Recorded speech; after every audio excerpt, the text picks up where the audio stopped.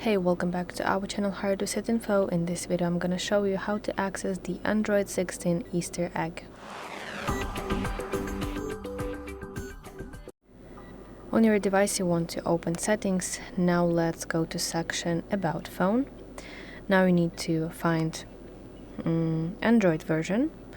And now I want you to quickly repeatedly tap on Android version here at the top until you see this logo. And now you have to tap and hold it like this until the minigame begins.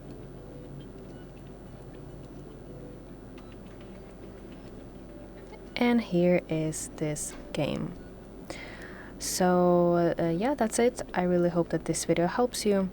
If so, please like this video and subscribe to our channel to see more content like this.